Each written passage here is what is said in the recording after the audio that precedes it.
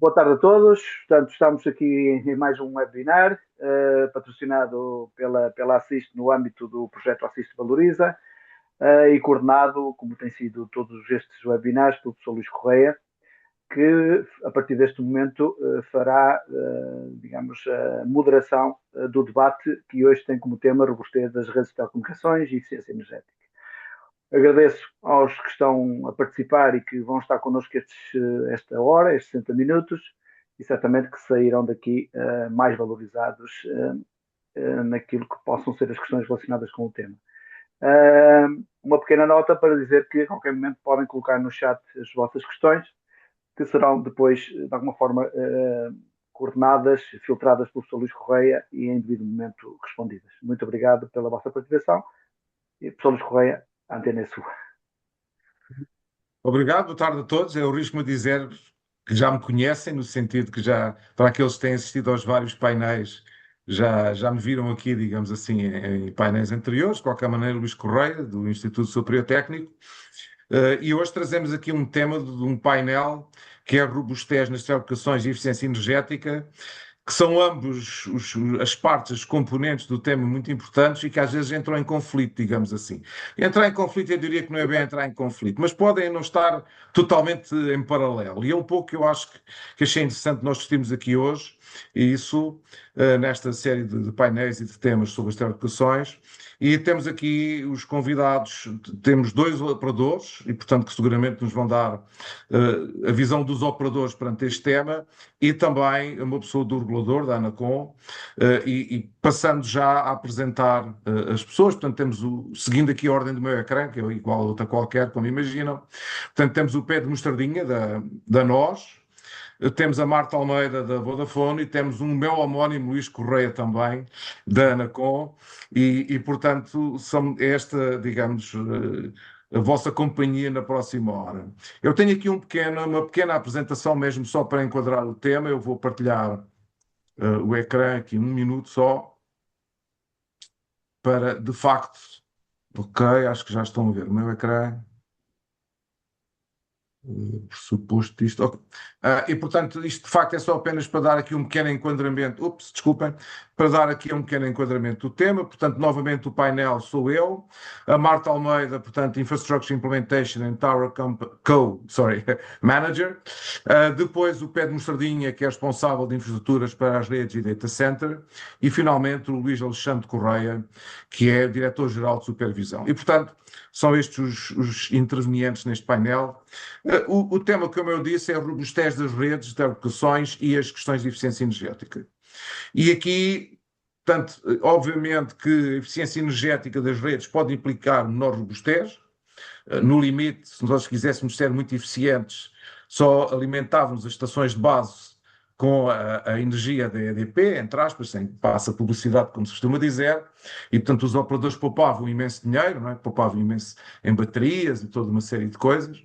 Por outro lado, obviamente que a eficiência, a robustez das redes requer também, não só a nível da energia, mas de muitos outros aspectos, requer que os operadores façam investimentos enormes e de redundância nas redes, quer do ponto de vista de energia, quer de muitos outros pontos de vista. E, portanto, a robustez também passa pela capacidade, como aliás nós em Portugal vimos aqui há uns meses atrás, com os eventos, eu arrisco-me dizer, trágicos que ocorreram na zona de Leiria, em que, mais uma vez, nós, enquanto país, e os operadores de telecomunicações, para além das redes de energia elétrica, fomos postos à prova nessa zona, enfim, com os resultados que todos nós conhecemos.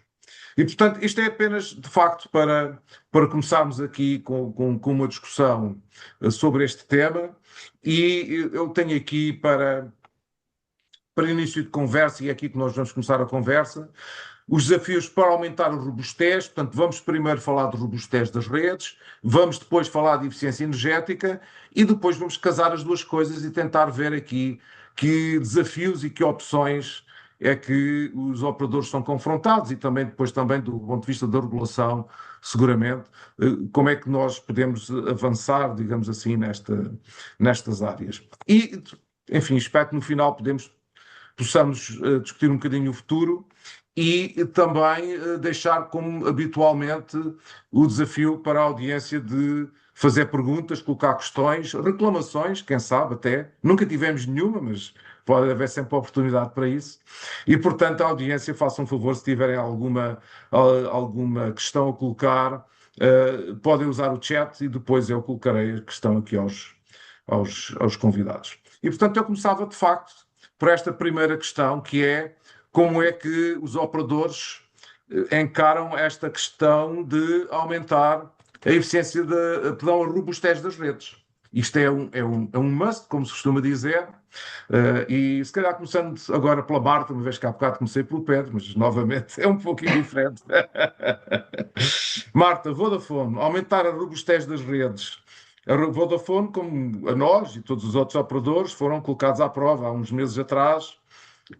E isso significa, como eu dizia, investimentos, mas quer dizer, há muito mais para além do dinheiro nesta questão do robustez das redes, não é? Exatamente.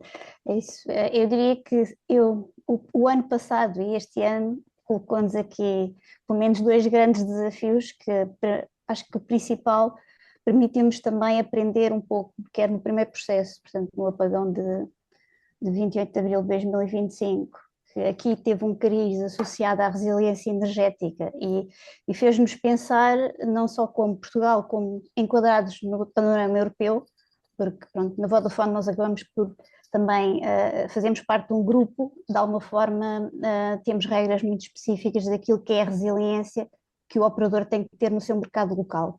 Portanto, e efetivamente, não obstante as grandes regras de resiliência, que são fatores de base de dimensionamento da rede, estamos a falar, como é óbvio, como referiu, de que forma é que nós dimensionamos as nossas redes, portanto, de que forma é que nós colocamos o dimensionamento dos nossos equipamentos na rede de transmissão, que é a rede em si que suporta o tráfego todo, quer da rede móvel, quer da rede fixa.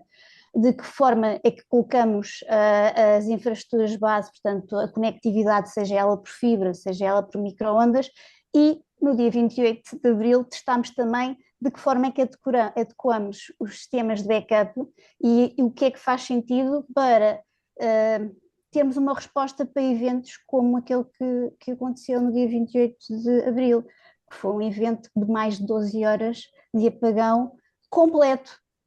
Portanto, como devem pressupor, nunca foi um critério de dimensionamento, de resiliência. Eu estou a dizer isto em Portugal, mas estou a dizer, não em Portugal, é inclusivamente na Europa. Posso dar aqui o exemplo concreto dos meus colegas na Alemanha, que eles até, principalmente nos seres humanos, eles nem sequer consideram a necessidade, devido à estabilidade da rede elétrica, dimensionarem os seus sistemas do ponto de vista de backup.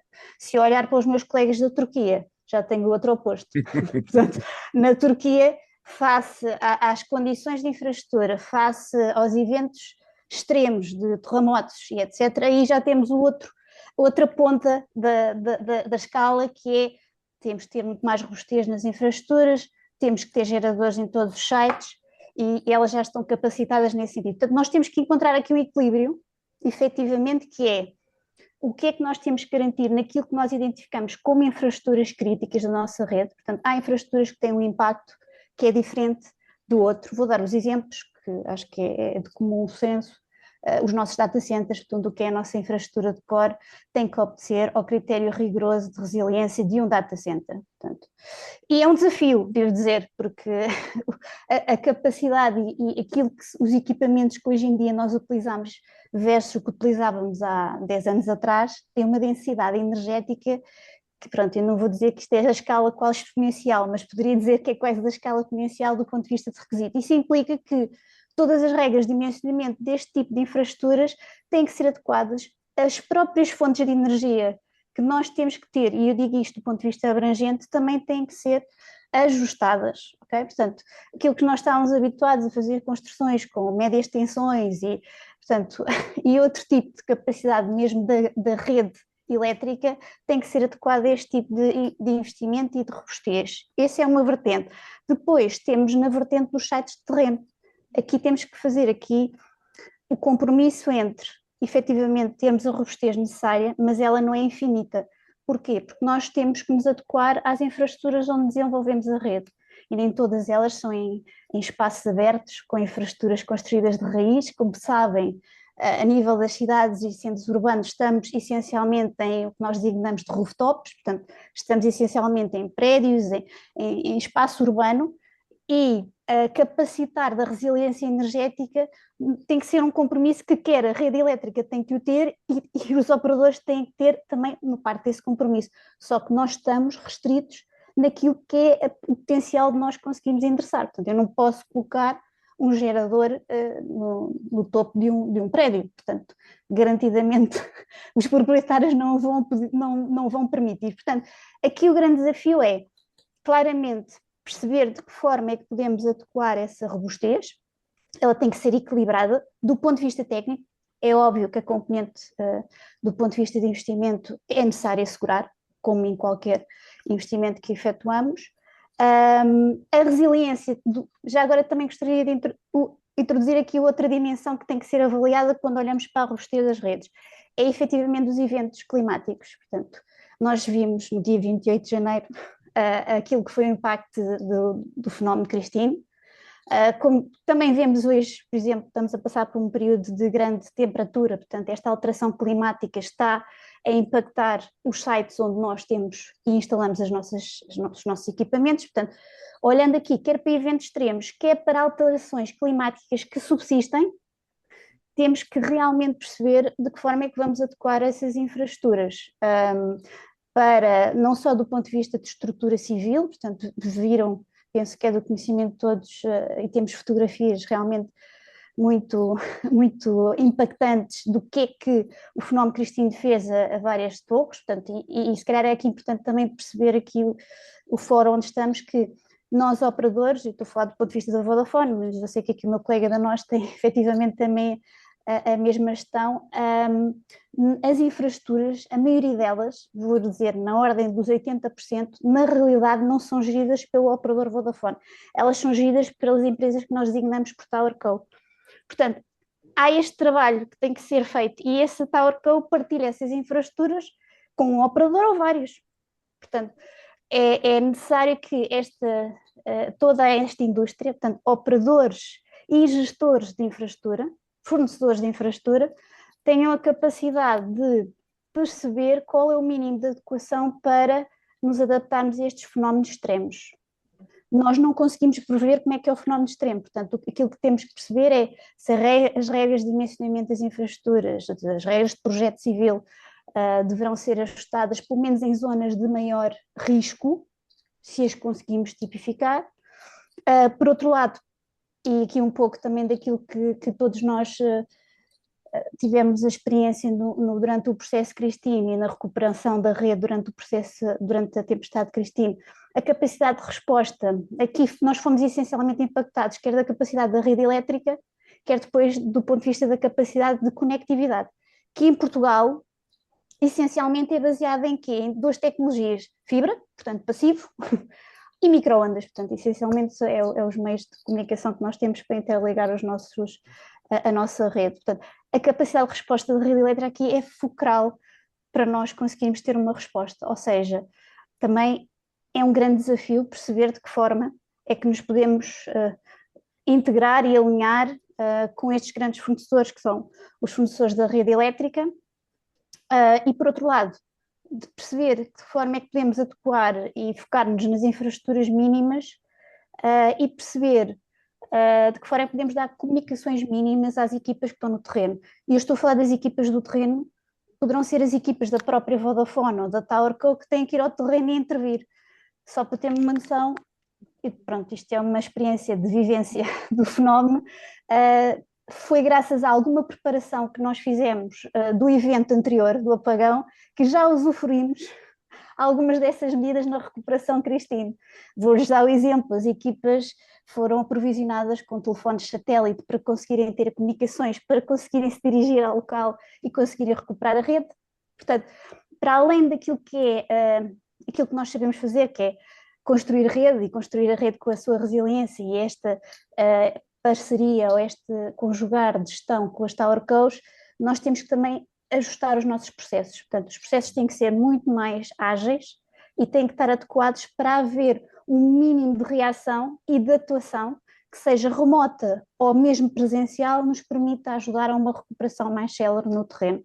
Portanto, Pedro, as dores da Marta e da Vodafone são as dores da nós e do Pedro, digamos assim, não é? Exato, pronto, por isso, panha deixa, vou tentar ser complementar ao que a Marta já foi avançando, mas gostava, antes de mais, pronto, só para o NOS é um operador convergente, tem uma sua rede fixa, tem a sua rede móvel e tem data centers, pronto, estamos a falar de um serviço sobre o qual muitas destas empresas, aliás, hoje em dia existe uma dependência muito grande, nós sabemos que a economia simplesmente assenta sobre toda esta conectividade.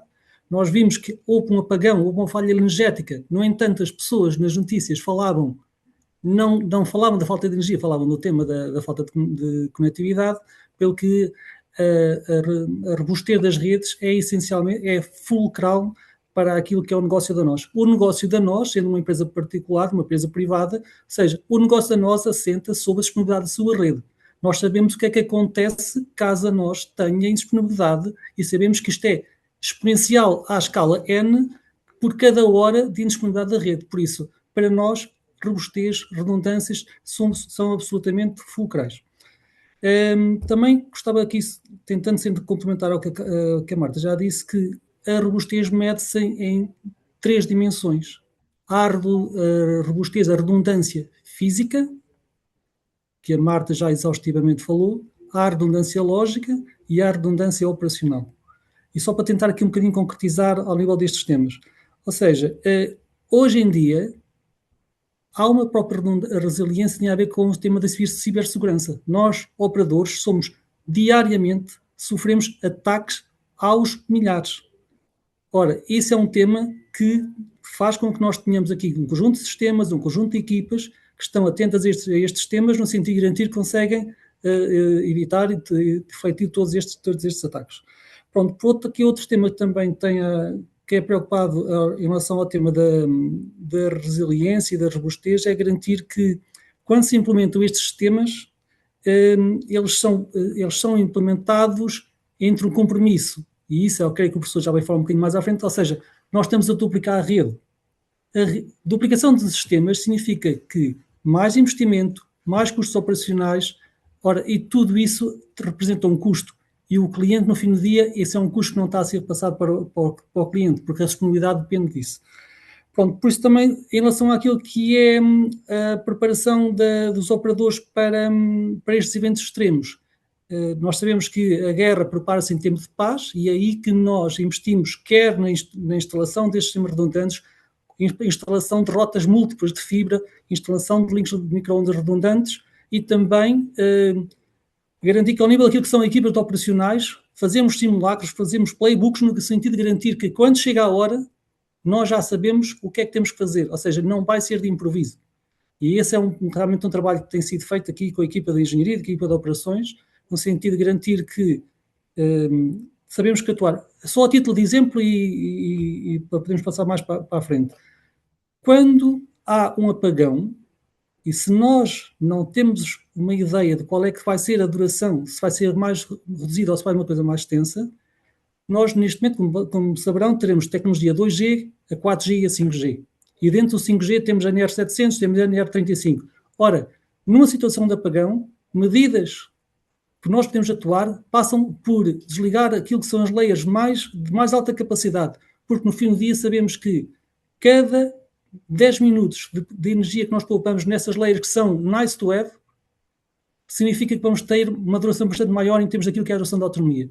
Por isso são tudo um conjunto de playbooks, um conjunto de exercícios e estratégias que estão montadas e que depois a seguir tentamos automatizar o máximo possível.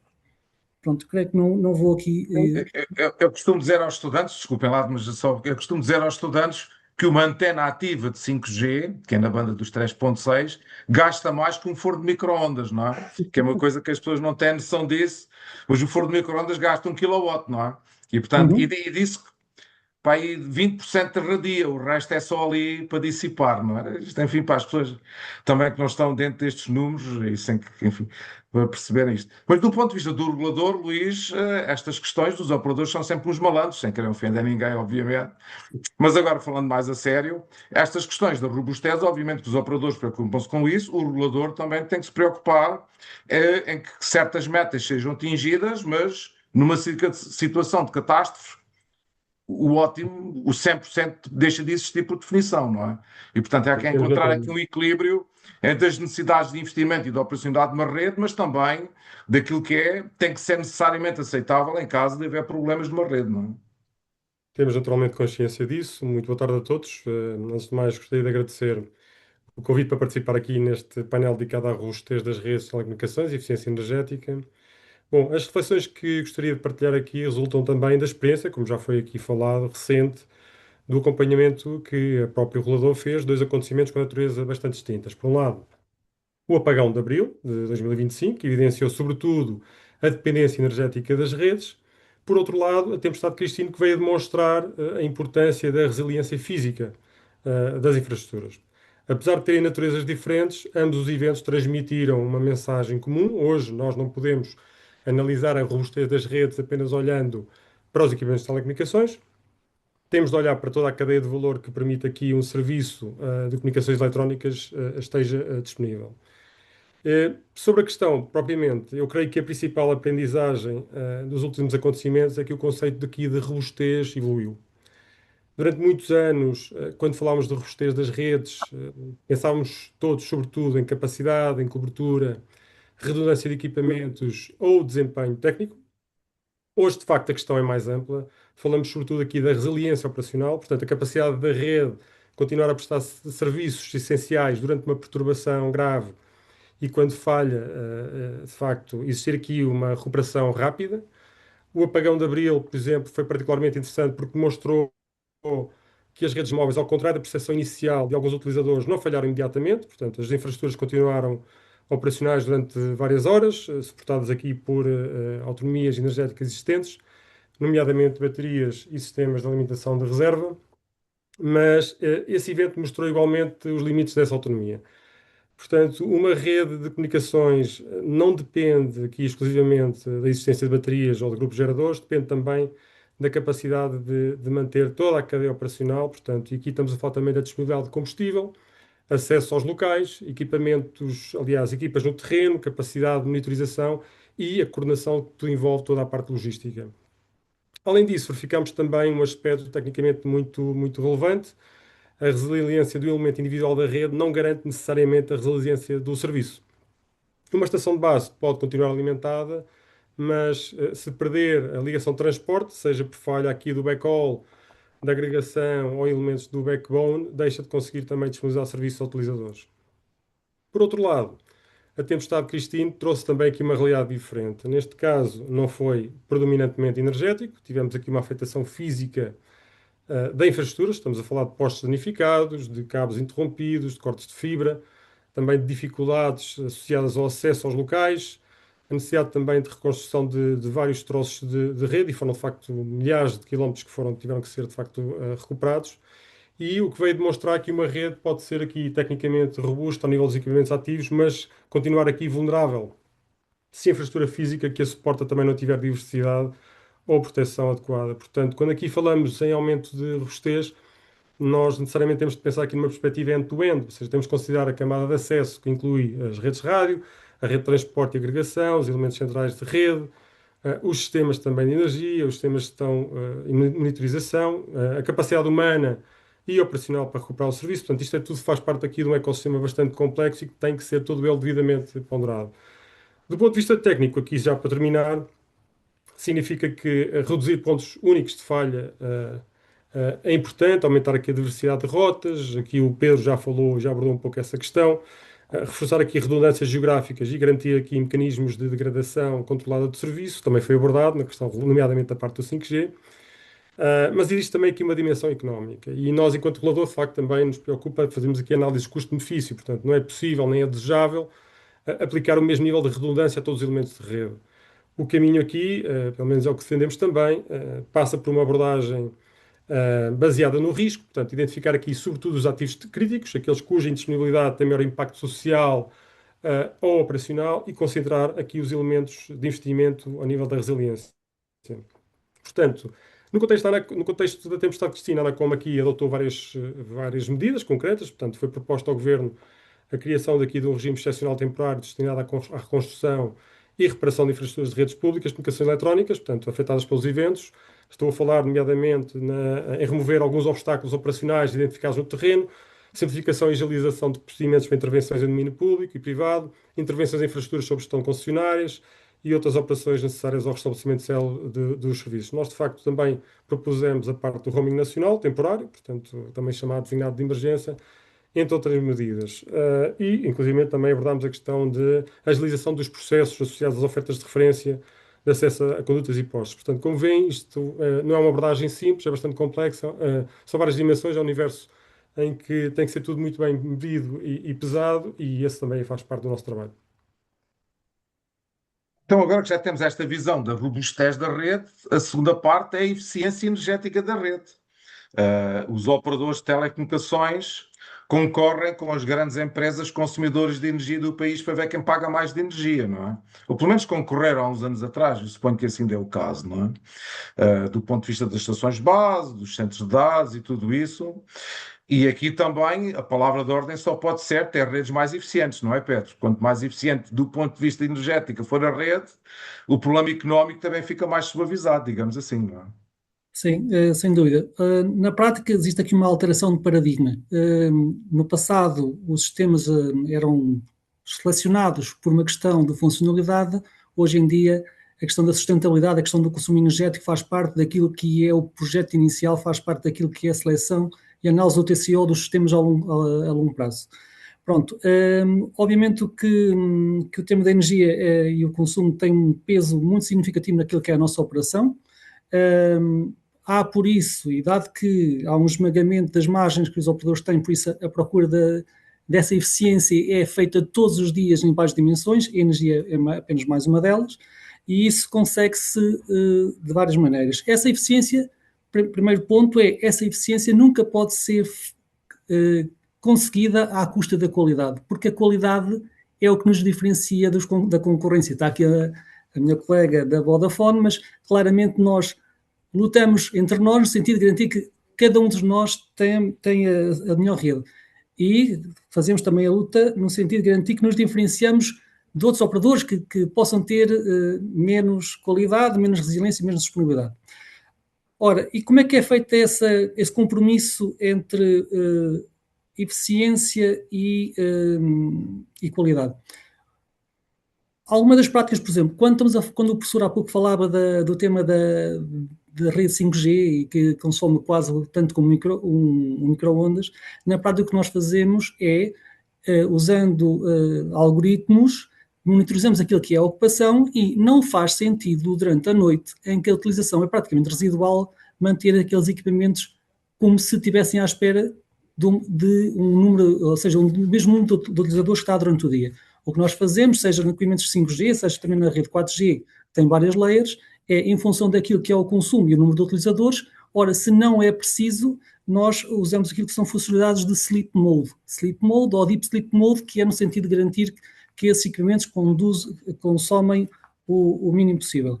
Em relação àquilo que tem a ver com, agora saltando para o outro domínio, que é o tema dos data centers, há uma preocupação muito elevada em relação àquilo que tem a ver com a gestão também do cooling, da refrigeração, e na prática o que se faz é uma gestão daquilo que são os corredores quentes e corredores frios, garantir que fazemos a contemporização dos servidores, dos routers, para que toda a energia, todo o frio seja canalizado da forma mais eficiente possível, para garantir que nós maximizamos ou otimizamos aquilo que chamamos de PUE.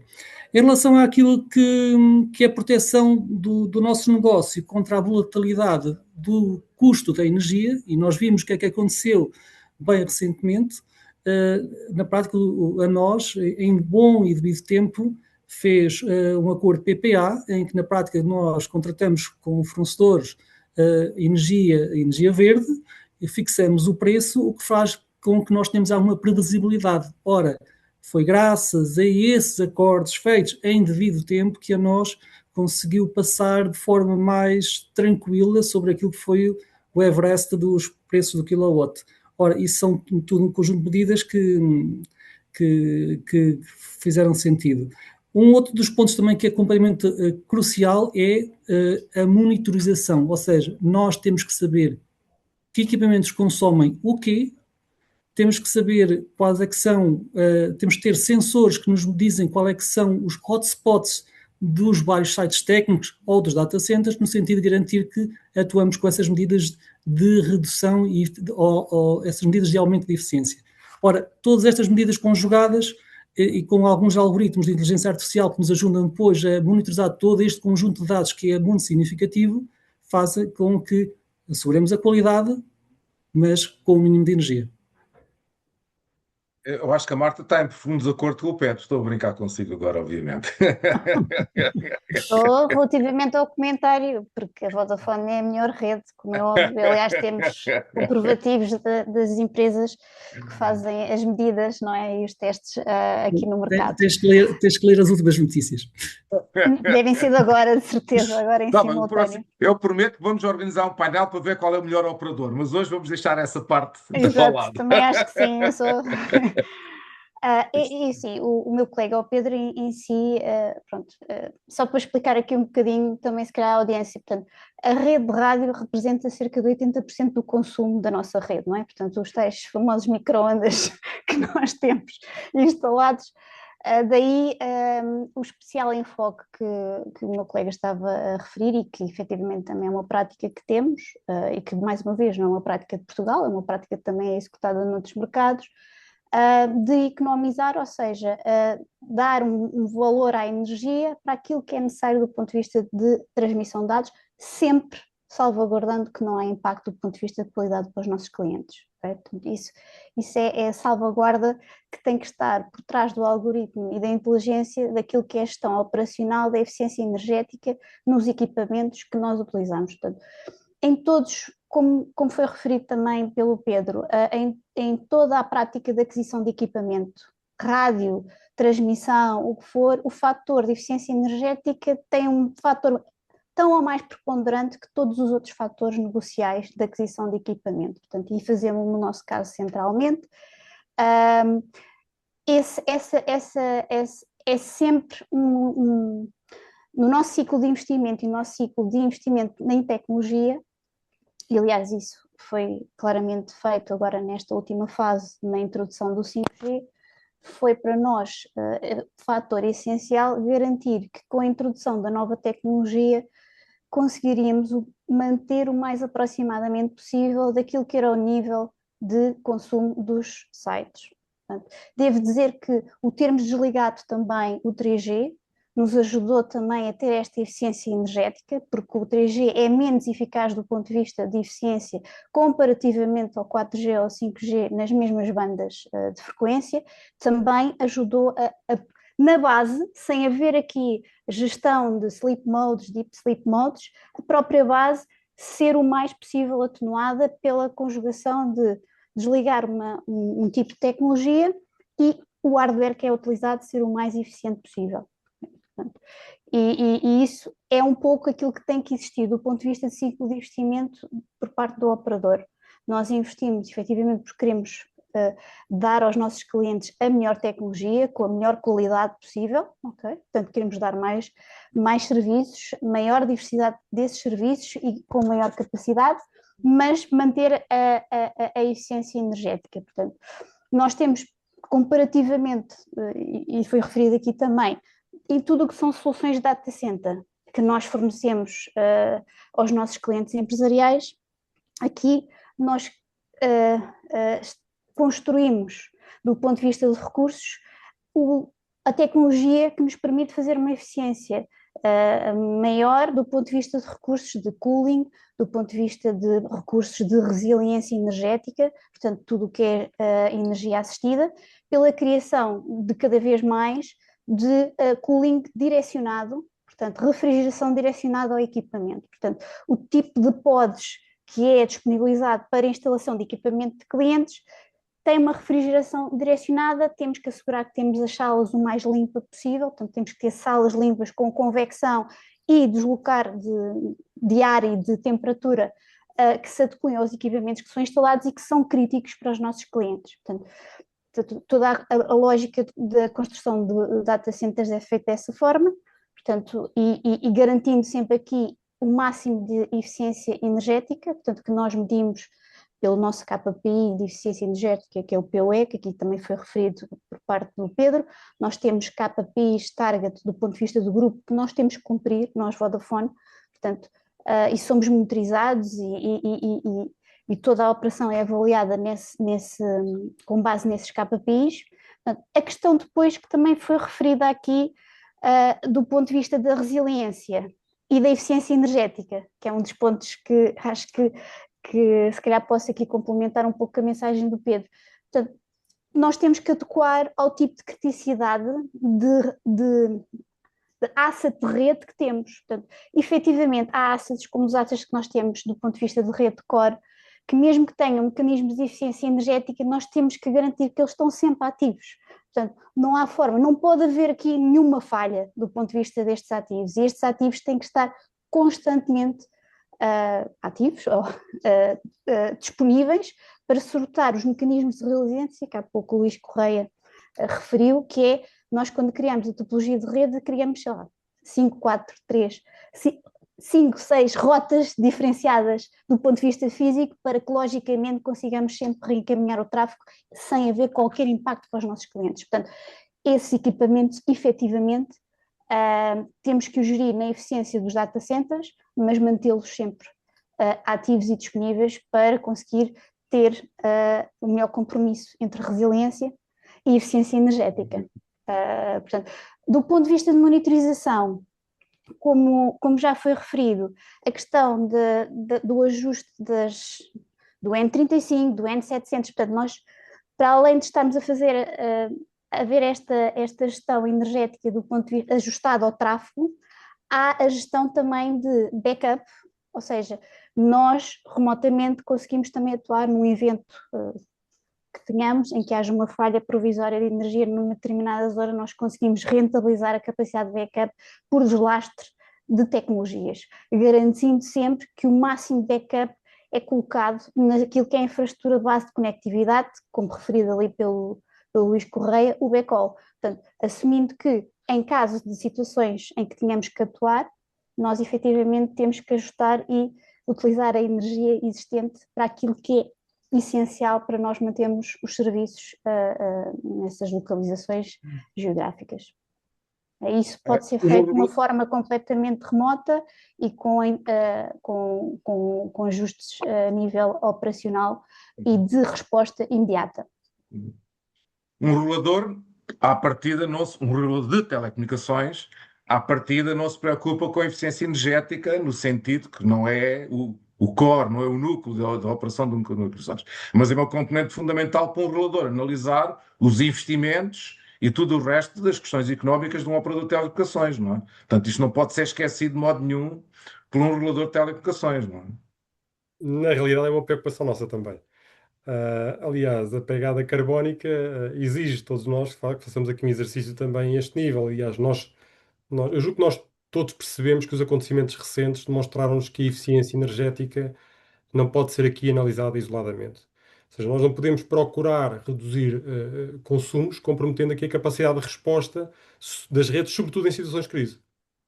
O apagão de Abril foi particularmente relevante neste contexto, porque desde logo permitiu observar aqui diferentes abordagens, portanto, relativamente ao dimensionamento energético dos vários elementos da rede. Eu relembro aqui que a Anacom, de facto, teve a incumbência por parte do Governo de produzir um relatório em tempo recorde.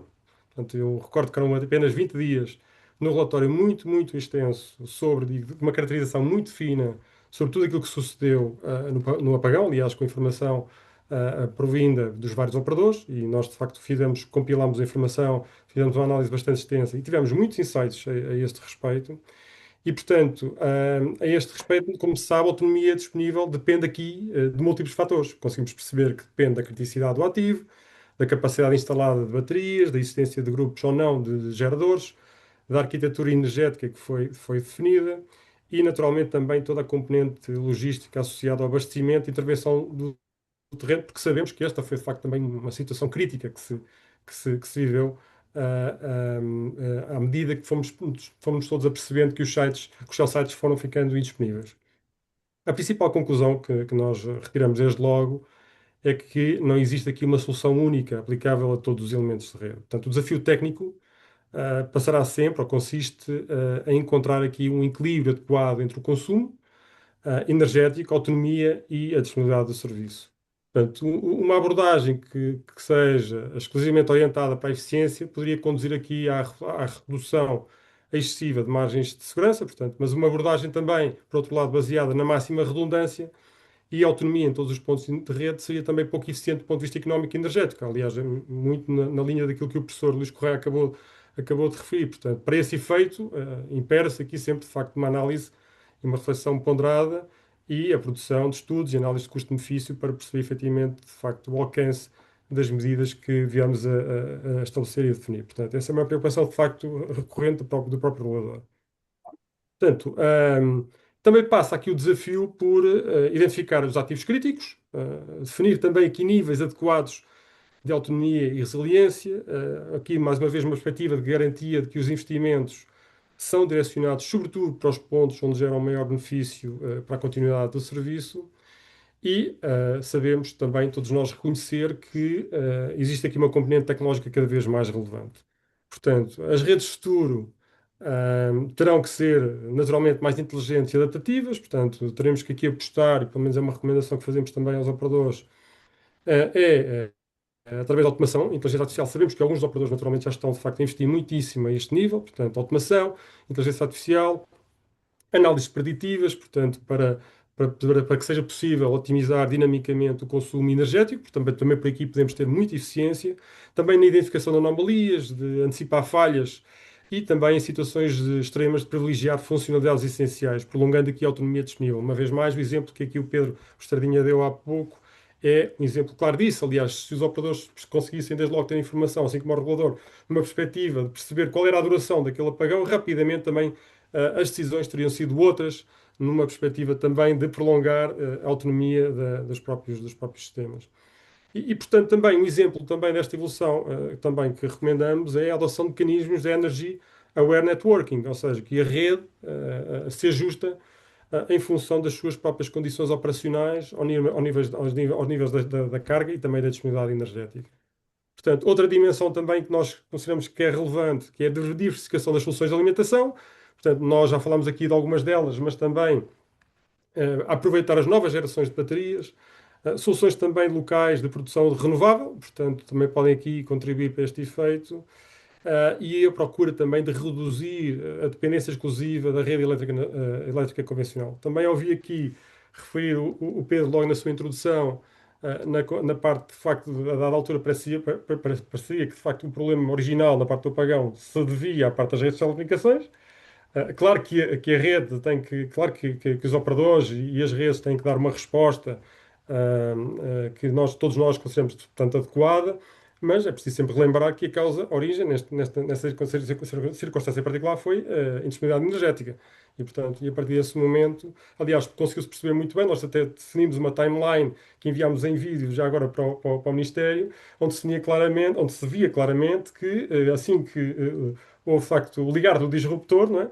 Rapidamente as redes recuperaram, diria a esmagadora maioria dos operadores, as redes recuperaram muito rapidamente. Esse fenómeno foi muito visível na timeline que nós, no dinamismo gráfico e videográfico que nós produzimos e que disponibilizamos ao Governo. Portanto, só para terminar, a Anacom tem acompanhado esta evolução tecnológica e tem definido aqui uma abordagem em que a eficiência energética deve ser integrada numa visão mais ampla da resiliência das redes.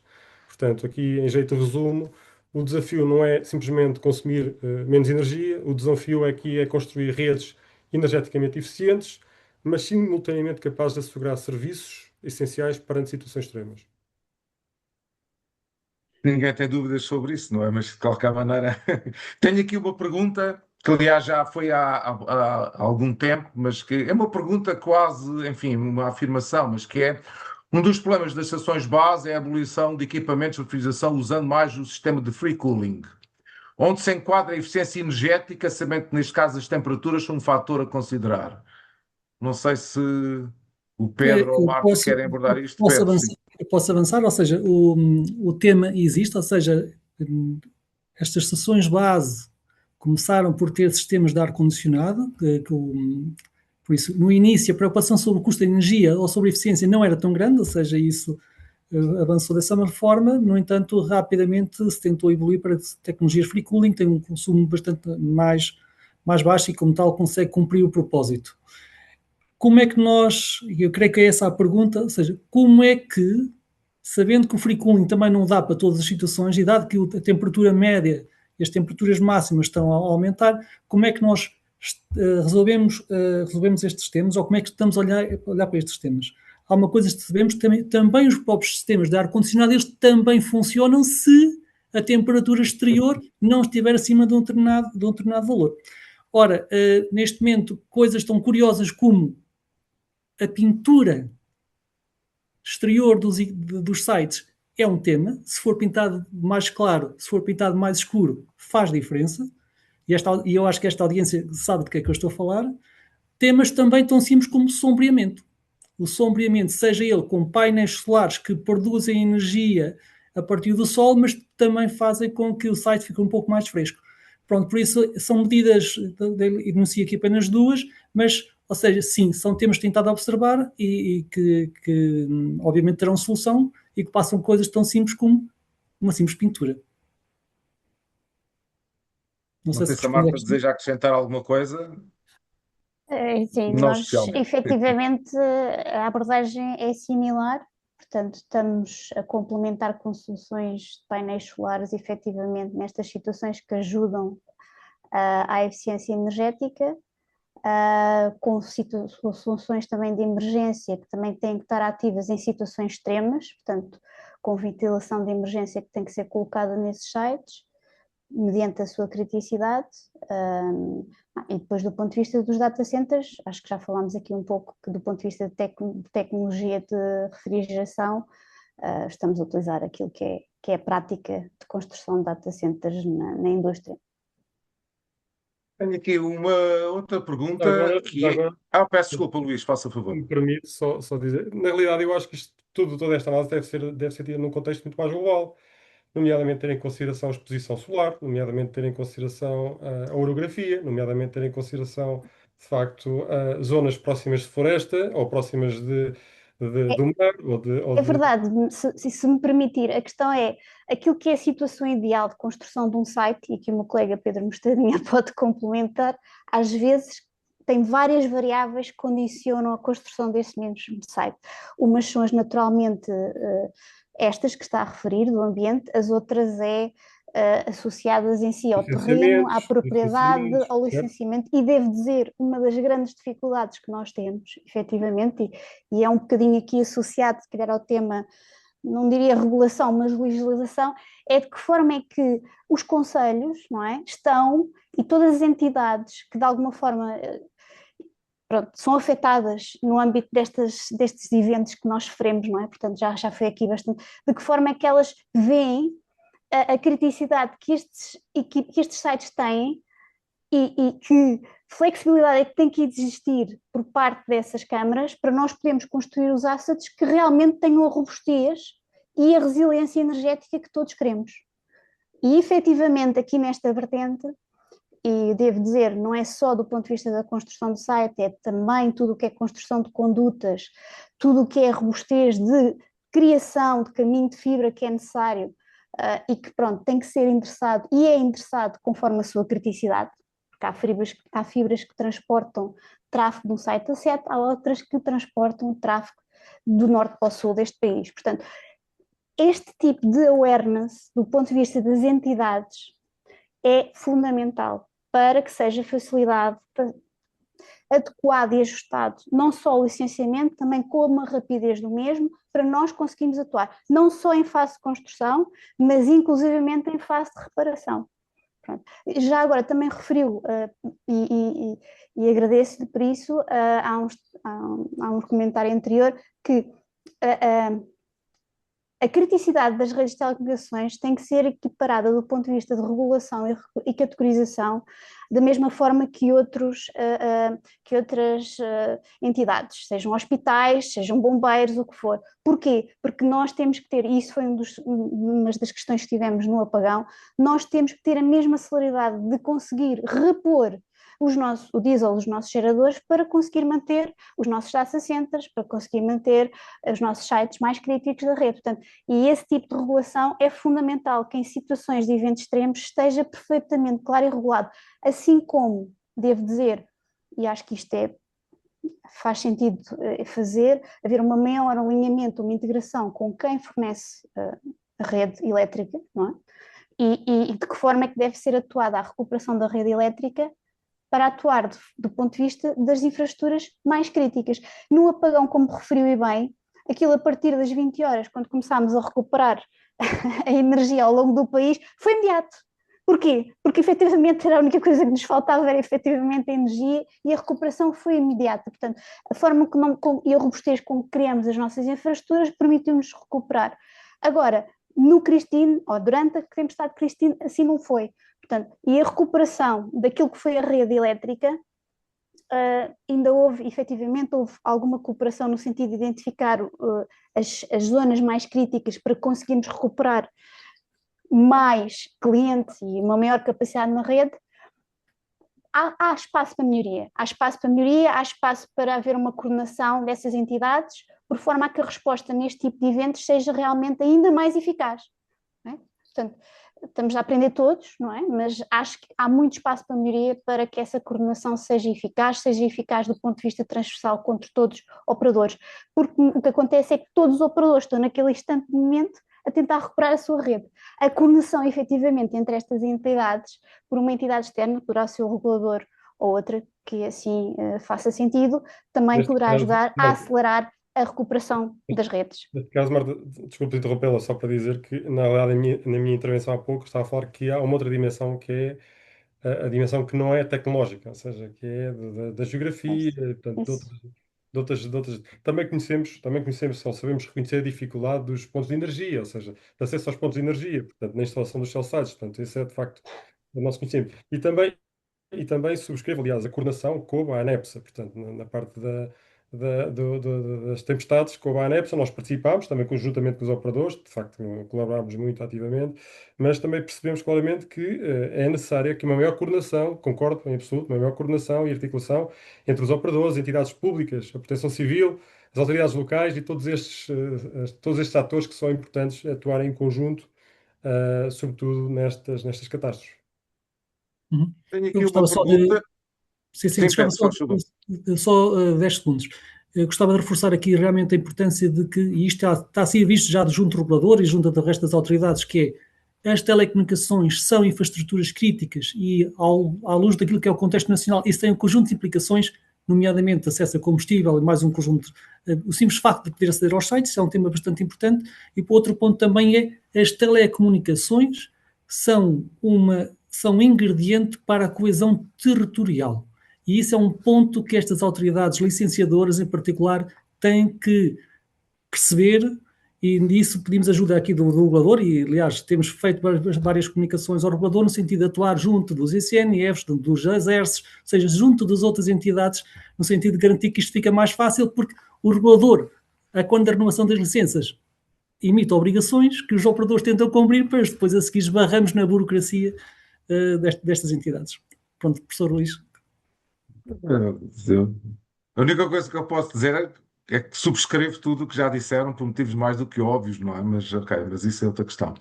Tenho aqui uma pergunta que está relacionada com este tema, não totalmente, mas está de facto relacionada, que é: qual é a data prevista de switch-off total da rede de cobre? A rede de cobre também é uma coisa que, enfim, está velhinha, mas é uma das redundâncias, não é? Portanto, não sei também se querem abordar esta questão.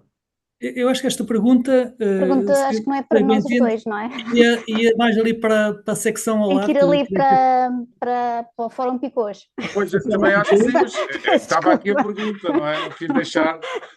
Mas nós não temos qualquer infraestrutura de cobre. A Vodafone começou em infraestrutura de fibra e muito bem, e a nossa infraestrutura é toda baseada na nossa imensa rede de fibra óptica que temos ao longo do país. Portanto, relativamente aqui à componente de cobre, pronto, não sei se o regulador querá complementar relativamente àquilo que são os compromissos do outro operador, mas Só não dizer que nós tenho temos assim nenhuma informação. acompanhado, de facto, a desativação da rede cobre, tem sido fundamentalmente substituída por rede fibra, mas essa é sobretudo uma área da regulação, portanto, eu estou aqui mais numa componente de supervisão, era o que tenho para dizer. Ok, não temos aqui mais perguntas. Não sei se mais alguém deseja colocar alguma pergunta no chat. Não? Ok, estamos quase a acabar. Eu queria dar-vos também, já percebemos todos que quando pomos a robustez e a eficiência energética, sendo a eficiência energética de extrema importância pelo impacto económico, e não só económico, como já foi referido, também da sustentabilidade e todas as questões que têm a ver com a energia, mas todos já percebemos que nesta balança de dois pratos, a qualidade e a robustez da rede ganha, entre aspas, no sentido de não de sacrificar a eficiência energética, mas de facto de garantir que a robustez e a qualidade da rede seja enfim, para dar bons serviços, obviamente, aos clientes. Mas no futuro, e isto aqui, enfim, aqui em poucos minutos, o que é que nós podemos esperar num futuro relativamente próximo ou menos próximo na evolução destas coisas? A tecnologia vai evoluir de que maneira, ou o que é que pode a tecnologia evoluir de maneira a melhorar estes dois aspectos? Talvez o Pedro possa começar novamente, depois já passamos à Marta também. Pronto, eu volto a recordar aqui, ou seja, este tema da resiliência ou da robustez tem vários níveis e eu vou puxar agora por aqui um que é menos óbvio, que tem a ver com a questão, por exemplo, da segurança das redes. Hoje em dia sabemos que com a computação quântica, aquilo que eram muitos dos sistemas de encriptação que nós usávamos para fazer comunicações seguras, estávamos mais ou menos tranquilos. Ora, sabemos que esses desafios com a computação quântica, chegarão e neste momento posso dizer que já estamos a trabalhar nessa encriptação pós-quântica porque isso é um tema que tem de ser realmente endereçado. Pronto, outro tema também que teremos que considerar é a evolução para as tais redes autónomas, ou seja, redes que se autoconfiguram, autorregeneram, redes que, mas tudo isto assente em machine learning, tudo isto assente em termos de automação e inteligência artificial. Pronto, são condições necessárias porque a quantidade de indicadores que são produzidas por estes sistemas são imensos, são com tanta frequência que é impossível que haja uma reação humana capaz de poder atuar, seja na reparação de falhas, seja na parte daquilo que tem a ver com a eficiência. Também é futuro sublinhar que ao nível daquilo que são as novas releases ou os 3GPP, ou seja, o 5G, o 5G+, o 6G, são tecnologias que também já estão a ser desenhadas nativamente com as preocupações ao nível daquilo que é maximização da eficiência espectral, mas também ao nível daquilo que tem a ver com a eficiência, e por isso também nos parece que estamos no caminho certo para garantir que isto não é algo que depois se improvisa, mas é algo realmente pensado e que estes sistemas estão todos preparados para que consigamos assumir que a energia é um assunto escasso e, como tal, tem que ser muito bem gerido. Marta, a Vodafone também tem expectativas, seguramente, na evolução da tecnologia, não é? No futuro mais ou menos próximo. Sem dúvida. Como referido, a componente de segurança já foi aqui referida e nós temos estado a trabalhar inclusivamente aqui com o Instituto Superior Técnico e com algumas startups e fornecedores no sentido de testar o que é a segurança, quais são os desafios dessa segurança nas nossas redes. Portanto, o tópico da computação quântica que foi aqui referido pelo Mostardinha, e eu enlancado aqui na questão da computação quântica e inclusivamente da inteligência artificial, eu acho que um desafio aqui também à resiliência e à eficiência energética dos nossos data centers vai ser efetivamente como é que nós vamos conseguir medir a eficiência de um motor de AI, porque o consumo que nós temos, e de alguma forma é importante, eu estou a falar isto já de uma forma muito mais abrangente do que os operadores, eu estou a falar do ponto de vista de curiosidade tecnológica e daquilo que é a evolução da tecnologia que nós estamos a ver aqui de forma exponencial. A eficiência daquilo que é um motor de inteligência artificial energética, é fundamental nós a conseguirmos aferi-la, porque a forma como nós estamos agora a ver os impactos do ponto de vista de consumo energético pela utilização da inteligência artificial vai-nos levar aqui, se calhar, a sairmos da escala de Moore, na realidade, no que diz respeito àquilo que é o fornecimento de energia. Portanto, nós temos que começar a medir, vou ser aqui um bocadinho até espicaçar a audiência, que é mais eficiente as nossas células cerebrais ou efetivamente, não é? Aquilo que é a inteligência artificial e aquilo que permite consumir. Se calhar o ser humano, por si só, por concepção, embora seja mais limitado, tem uma eficiência energética mais ajustada. Peço desculpa mas permitir isto, mas acho que é um debate muito interessante, porque a forma como nós estamos a construir os equipamentos e a eficiência energética dos mesmos, isto depois vai obedecer mais uma vez à lei de Moore, não é? Portanto, aquilo termina ali naquele patamar. Portanto, nós devemos, não sei se estamos lá quase a chegar, mas podemos construir novas tecnologias, mas vamos ter que chegar a uma determinada altura que vamos ter que tomar decisões daquilo que nos comprometemos do ponto de vista de eficiência. Portanto, eu estou a falar isto do ponto de vista intelectual, pura e simplesmente. Portanto, o que é que eu gostaria também de complementar, e já foi referido aqui pelo colega da Anacom, aqui passa um bocadinho por seletivamente identificar aquilo que são os locais que fazem parte da topologia da rede e que têm um impacto para os nossos clientes e para os serviços dos nossos clientes, como é que os pomos, como é que os adaptamos do ponto de robustez? Por exemplo, como é que os vamos adaptar com a introdução do Open RAN? Okay? Vai-nos pôr aqui um dilema também. Os nossos sites vão ter que se transformar como mini data centers distribuídos na rede, com requisitos que são diferentes daqueles que temos hoje. Portanto, temos que nos preparar e estamos a preparar nesse sentido, ou seja, esses data centers têm que ter uma robustez ainda superior àqueles que são os data centers ou os sites que nós utilizamos no terreno. Portanto, não podem passar por infraestruturas equivalentes àquelas que nós temos hoje em dia. Portanto, quando estamos a falar aqui de edge data centers, ou mesmo do edge computing que nós queremos dar aos nossos clientes e que nós damos aos nossos clientes empresariais. Portanto, passa um bocadinho por utilizar aquilo que é a robustez que nós vemos nos data centers centralizados e transportá-la para este tipo de infraestruturas. Isto é fundamental. Okay? Embora Portugal seja um país de dimensões inferiores a outros países na Europa, nós efetivamente, estrategicamente, temos e estamos a definir de alguma forma quais são esses hubs e que nós temos que transformar as infraestruturas. Por outro lado, eu continuo aqui numa vertente de parceria com o fornecimento da rede elétrica.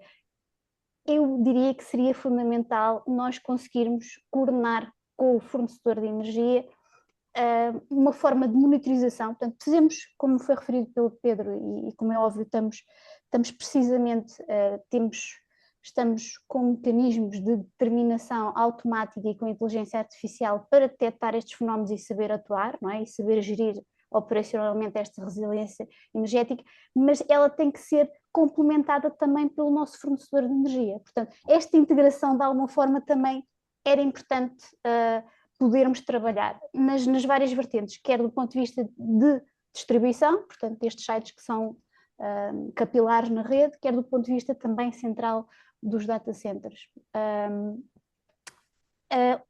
A questão relativamente aos efeitos climáticos, eu acho que já foi aqui bastante abordada, portanto, a coordenação operacional, a cooperação com as entidades e alguma legislação era importante. Eu acho que isso, do ponto de vista de futuro próximo, era importante vermos também concretizada, inclusivamente uma definição daquilo que são os serviços mínimos críticos que têm que ser fornecidos, seja em roaming, seja em priorização de serviço, e de alguma forma todos temos que contribuir para que haja alternativas de comunicação para as entidades que têm que atuar em situações de calamidade. Acho que de emergência, é muito importante podermos definir isso.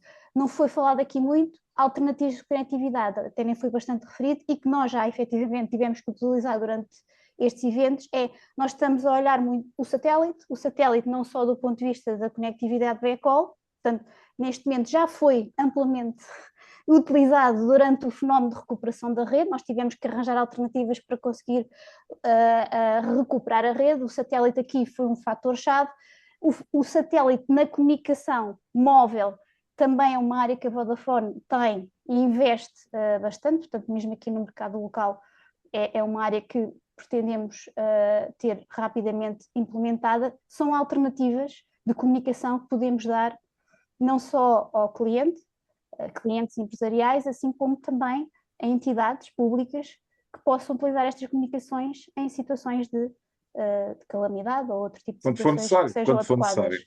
Exatamente. Portanto, a componente satélite também, portanto, deixando aqui um bocadinho a rede móvel tradicional que nós conhecemos, é também a grande aposta da Vodafone, do ponto de vista do grupo, na Europa, e que nós acreditamos que também é alternativa, uma grande alternativa àquilo que é necessário para este tipo de situações. E que nós pretendemos, como é óbvio, faz parte da nossa oferta aos nossos clientes e que, pronto, é vista como uma alternativa para além, como é óbvio, da alternativa de roaming que já foi aqui referida. E de que ponto é que a tecnologia pode ajudar o regulador no futuro a melhorar a sua atuação, digamos assim, que ao fim e ao cabo é o grande desafio também que se coloca um regulador, não é? Excelente questão. Aliás, não sei se é a última, mas essa é uma questão. É a última época, nós já passámos do tempo, já temos que fechar, Essa é uma exatamente. questão. Tem que ser uma resposta rápida, peço desculpa. Será muito rápido. Essa é uma questão muito pertinente. Naturalmente, o próprio regulador também faz o seu investimento, não é? Nestas áreas. Aliás, para poder regular bem, tem que conhecer bem a tecnologia, acompanhamos esses temas todos, de facto, toda a tecnologia emergente. Nós temos estado a acompanhar muito diretamente. Mas eu quis só terminar a minha intervenção só com uma outra perspectiva, relativamente a tudo aquilo que discutimos, que é do lado da regulação e da supervisão. Nós devemos, de facto, evoluir de uma abordagem centrada apenas no cumprimento de requisitos técnicos para uma abordagem mais orientada para o risco, continuidade operacional e capacidade efetiva de resposta. Portanto, ou seja, é importante, é imperativo, diria eu até, testar esta capacidade através de exercícios conjuntos, envolvendo aqui reguladores, envolvendo operadores, reguladores, entidades públicas e estruturas de emergência, porque não há nada como, efetivamente, nós fazemos aqui testes em conjunto para simular este tipo de situações e perceber a capacidade de resposta, porque uma rede que se diz que é resiliente não é apenas uma rede que foi bem projetada, portanto, é muito mais do que isso e habitualmente isto se verifica nesses contextos. Portanto, é uma rede que foi testada, é uma rede que se consegue adaptar e que se consegue recuperar rapidamente quando enfrenta situações de facto fora de normal. E diria que esta é de facto a principal conclusão destes eventos, que a resiliência das comunicações eletrónicas resulta da combinação de várias dimensões, designadamente da boa engenharia, de uma arquitetura adequada, de energia disponível, de coordenação operacional e preparação coletiva. Portanto, é todo um esforço que é, de facto, depositado nos nossos ombros. Temos todos nós responsabilidade neste processo, perante a sociedade, e, naturalmente, devemos saber trabalhar em conjunto e da melhor forma possível. Ok, muito obrigado. Passámos o tempo, temos mesmo que acabar, mas é assim, as conversas são assim mesmo, não é? E portanto, muito obrigado novamente ao Pedro, ao Luís e à Marta por terem aceito este convite e passámos aqui 1 hora e pouco a discutir. Eu acho que são temas fundamentais, aqui os comentários que estão no chat reconhecem isso de algum modo, que de facto a questão da robustez das redes, da resiliência, das capacidades, do dimensionamento, da eficiência energética, tudo isto faz parte do nosso dia a dia e nós, como se costuma dizer, só sentimos falta e lhe damos valor quando nós temos, não é? E aí depois é que surgem todas as coisas que nós conhecemos.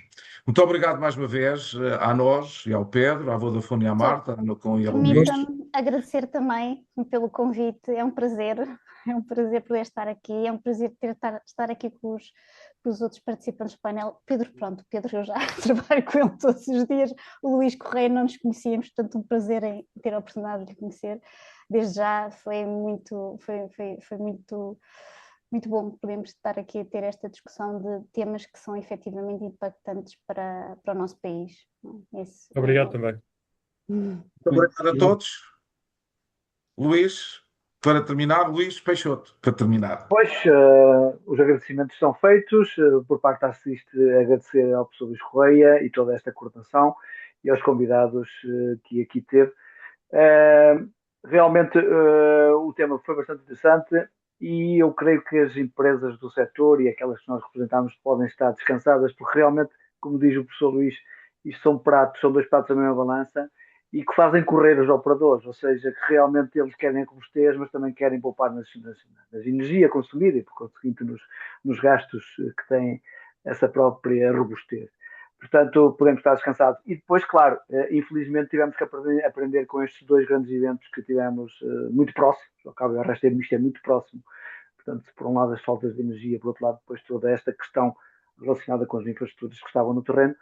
E, portanto, estamos seguros, claro, pelo aquilo que se ouviu aqui, que tudo isso são experiências acumuladas com tentativas diárias de solução para que elas não aconteçam, e aí a palavra final veio também do operador, do Luís Alexandre, que realmente isso justificou e disse. Portanto, há sempre que... esta questão dos testes e esta preocupação de fazer simulacros para evitar que... para evitar não, ou para permitir que haja uma reação mais rápida a todos esses eventos, é fundamental e deixa o mercado descansado. Muito obrigado a todos, obrigado a vocês que estiveram aqui, digamos, a disponibilizar o vosso conhecimento nestes 60 minutos e aos participantes que aguentaram estes 60 minutos. Muito obrigado e até uma próxima, que será dentro da semana, certo, professor? Exatamente. Vamos falar de cibersegurança na próxima semana. Muito obrigado a todos. Boa tarde. Obrigada, boa tarde. Prazer.